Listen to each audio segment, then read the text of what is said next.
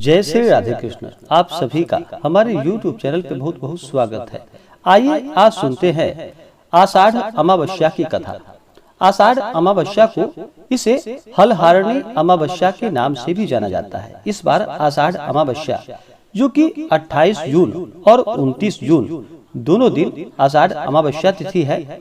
जो भी व्रत करने वाले हैं, पितरों के निमित्त दान पुण्यों का कार्य करने वाले हैं, वो 28 जून 2022 दिन मंगलवार को इन कार्यों को करेंगे। और जो केवल स्नान और दान करने वाले हैं, वो 29 जून 2022 दिन बुधवार को सुबह 8:23 तक स्नान दान का कार्य करेंगे।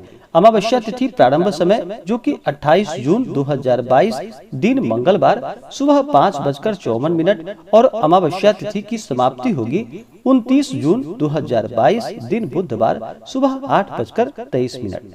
हिंदू धर्म में अमावस्या तिथि का बड़ा ही विशेष महत्व माना गया है। हर माह के कृष्ण पक्ष की अंतिम तिथि जो कि अमावस्या तिथि होती है और हर अमावस्या तिथि का अपना विशेष महत्व होता है। इसी प्रकार से आषाढ़ अमावस्या तिथि का अपना विशेष महत्व है।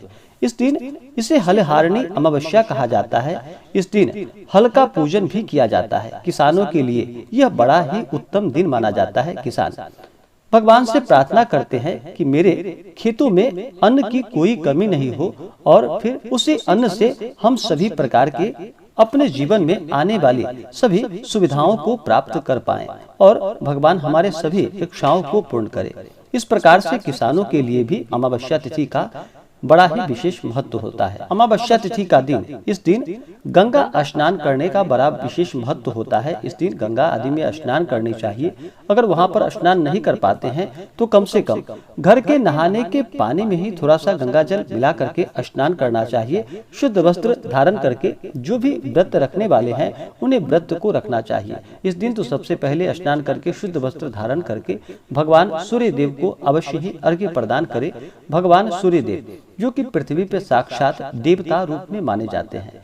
इनसे सभी जीव जंतु वनस्पति आदि भगवान सूर्य देव से ऊर्जा प्राप्त करते हैं और भगवान सूर्य देव आरोग्य को प्रदान करने वाले हैं। तो भगवान सूर्य देव को अवश्य ही अर्घ्य प्रदान करें।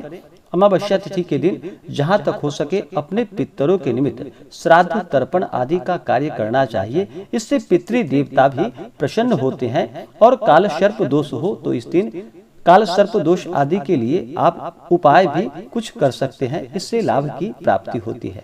अमावस्या तिथि के दिन कुछ बातों का ध्यान रखना चाहिए। इस दिन तामसिक वस्तुओं का प्रयोग नहीं करना चाहिए। ब्रह्मचर्य का पालन करना चाहिए। किसी के ऊपर क्रोध नहीं करनी चाहिए। अमावस्या तिथि के दिन चंद्रमा दिखाई नहीं पड़ते हैं और चंद्रमा मन के कारक माने जाते हैं। इसलिए मन को इस दिन शांत रखना चाहिए। विशेष प्रकार से आषाढ़ अमावस्या तिथि के बारे में जानकारियां प्राप्ति के लिए उपाय आदि के बारे में जानकारियां प्राप्त करना चाहते हो तो आप वीडियो के आइकन में जा करके जानकारियां प्राप्त कर सकते हैं। तो आइए सुनते हैं आषाढ़ अमावस्या की कथा। अगर आप अमावस्या तिथि के उपलक्ष्य में अमावस्या तिथि के दिन ब्राह्मण दक्षिणा, अन्नदान, वस्त्रदान आदि के लिए देना चाहते हो तो आप अपने श्रद्धा और सामर्थ्य के अनुसार हमें डिस्क्रिप्शन में जाकर के वहां से गूगल पे, फोन पे या अकाउंट नंबर के माध्यम से आप अपने श्रद्धा और सामर्थ्य के अनुसार हमें ब्राह्मण दक्षिणा प्रदान कर सकते हैं। तो आइए सुनते हैं आषाढ़ अमावस्या की कथा। तो बोलिए प्रेम से भगवान भोलेनाथ की जय, सर्व देवी देवता की जय। बहुत समय पहले की बात है कि एक गांव में एक ब्राह्मण और ब्राह्मणी रहते थे। वे दोनों भगवान के परम भक्त थे। घर में सब कुछ था, पर उनके यहाँ उनकी कोई संतान न होने के कारण वे अति दुखी रहते थे। एक दिन अपनी स्त्री से वन में तपस्या करने जाने के लिए कहा और भगवान पर भरोसा करके वन में चले गए। जंगल में जाकर तप करने लगे। बहुत वर्ष बीत गए। उसको इस प्रकार से वैराग्य की प्राप्ति हुई कि अब अपना जीवन मैं समाप्त कर लूं। इस प्रकार सोचकर वह पेड़ की डाली पर फांसी का फंदा लगाकर मरने को तैयार हो गया। तब सुख अमावस्या प्रकट होकर बोले कि देख ब्राह्मण, तुम्हारे 7 जन्म तो कोई संतान नहीं लिखी है, किंतु मैं तुम्हें 2 कन्या का वरदान देती हूँ। एक का नाम अमावस्या और दूसरी का नाम पूनम रख देना। तेरी स्त्री को कहना कि सुख अमावस्या का व्रत या उपवास करे। अमावस्या तिथि के दिन 1 कटोरी चावल भरकर उस पर दक्षिणा रखकर किसी मंदिर में रखना। ऐसा 1 साल तक करना। 1 कटोरी चावल सहित दान करते रहना। ब्राह्मण घर आया और अपनी पत्नी को बतलाया और अमावस्या के दिन ब्राह्मणी ने फिर व्रत रखा। कुछ दिन पश्चात उसके यहाँ 2 कन्याएं हुई। तब उसने एक का नाम अमावस्या व दूसरी का नाम पूनम रखा। धीरे धीरे वह बड़ी होने पर उसका विवाह किया। बड़ी बहन अमावस धार्मिक थी, जबकि छोटी बहन भगवान का बिल्कुल भी उनके ऊपर भरोसा नहीं था। बड़ी के घर में तो सदा घर में सुख और समृद्धि और घर के भंडार भरे पूरे थे, पर छोटी बहन पूनम को दुख का पार नहीं था।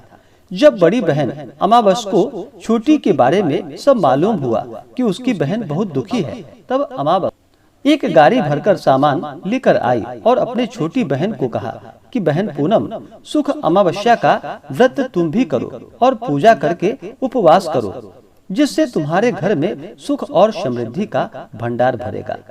1 साल तक चावल का कटोरा भरकर सदक्षिणा दान करना। और फिर पूनम ने ऐसा ही किया और फिर कुछ दिनों के बाद उसके भी घर में धन धान्य और संतान की वृद्धि होने लगी।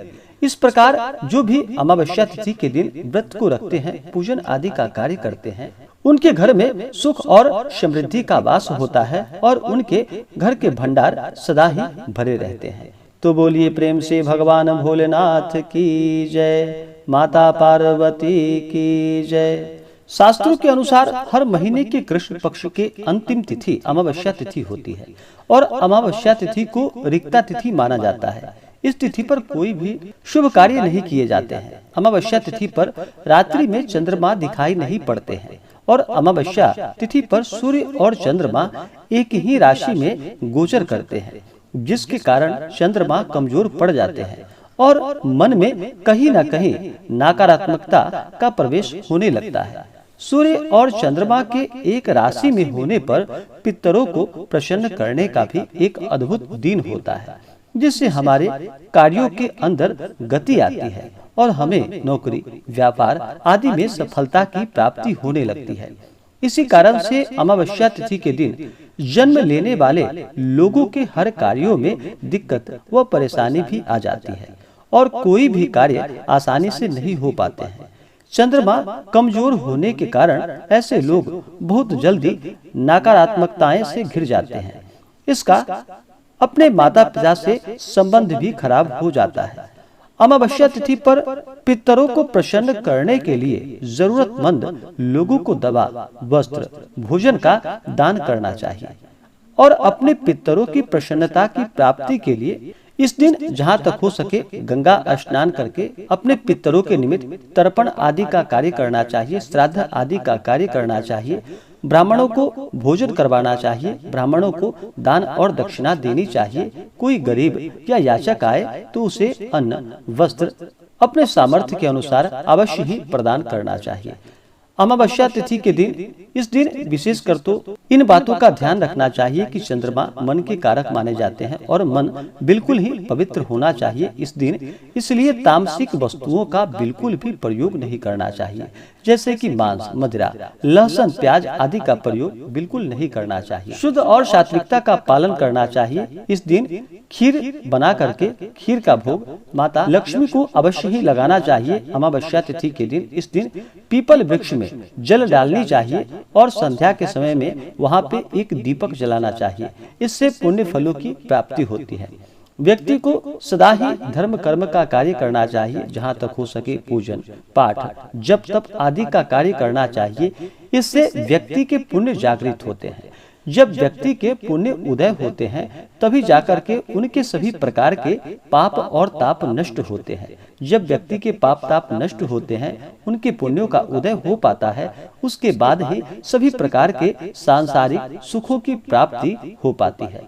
इसलिए अमावस्या तिथि पर भगवान शिव का पूजन करना चाहिए। इस दिन भगवान शिव के मंदिर में जाकर के उनका जल से अभिषेक करें और भगवान शिव के ऊपर 3 पत्ते वाला बिल्वपत्र, उस पे राम का नाम लिख करके या नमः शिवाय लिख करके भगवान शिव को बिल्वपत्र अर्पित करनी चाहिए। इससे भगवान देवादिदेव महादेव अति प्रसन्न होते हैं और अपना कृपा प्रदान करते हैं। विशेष प्रकार से आप अमावस्या तिथि पर कुछ उपाय को करना चाहते हो तो आप वीडियो के आइकन में जाकर के जानकारियां प्राप्त कर सकते हैं। तो आशा करता हूं कि यह जानकारी आपको अच्छा लगा हो। ऐसे ही ज्ञानवर्धक जानकारियां प्राप्त करने के लिए हमारे इस चैनल पे अगर आप नए हैं तो चैनल को लाल बटन दबा करके सब्सक्राइब करें, साथ में बेल आइकन घंटी दबाएं ताकि मेरे वीडियो का नोटिफिकेशन आपको समय से मिलता रहे। वीडियो को लाइक करें, शेयर करें, सुखी रहें और स्वस्थ रहें। जय श्री राधे कृष्ण। धन्यवाद।